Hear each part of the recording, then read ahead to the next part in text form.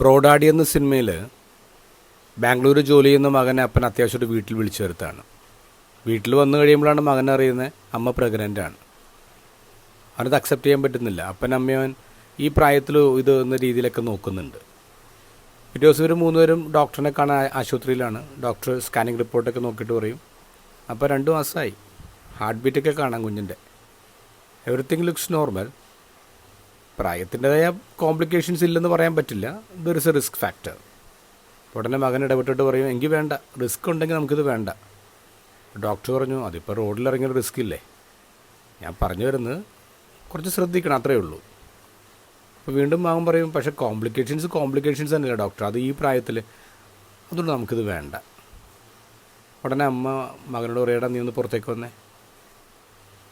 ആശുപത്രി വരാന്തയിൽ നിൽക്കുമ്പോൾ അമ്മ അവൻ്റെ കൈ എടുത്തിട്ട് വയറ്റിൽ വയ്ക്കും, അമ്മയുടെ വയറ്റിൽ വയ്ക്കും.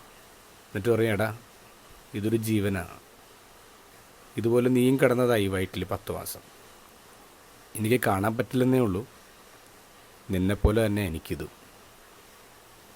ഇത് ഹോസ്പിറ്റലിൽ നമ്മൾ കാണുന്ന കാഴ്ച. മറിയം വീട്ടിലേക്ക് കയറി വരുമ്പോൾ എലിസബത്തിൻ്റെ ഉള്ളിലെ ശിശു കുതിച്ചാടാണ്. ലൂക്ക 2 തവണയാണ് കുഞ്ഞിങ്ങനെ തുള്ളിച്ചാടിയ കാര്യം എഴുതുന്നത്. ലൂക്ക ഒരു ഡോക്ടറാണെന്ന് മനസ്സിലാക്കണം. ഒരു ഡോക്ടറാണ് പറയുന്നത് 6 മാസമുള്ള കുഞ്ഞിങ്ങനെ ഡാൻസ് ചെയ്യാണ്. ക്രിസ്തുവിനെക്കുറിച്ച് പറഞ്ഞ ഏറ്റവും ആദ്യത്തെ പ്രസംഗം അത് യോഹന്നാൻ്റെ പ്രസംഗമാണ്.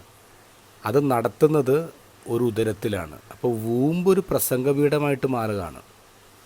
സയൻസ് വളർന്നതിന് എത്രയും മുൻപ് തന്നെ ഉദരത്തിലെ കുഞ്ഞിന് ജീവനുണ്ടെന്നും ആ കുഞ്ഞ് ഡാൻസ് ചെയ്യുമെന്നും പ്രസംഗിക്കുമെന്ന് ഒരു ഡോക്ടർ എഴുതി വച്ചിരിക്കുകയാണ്. Celebrate life from womb, from conception.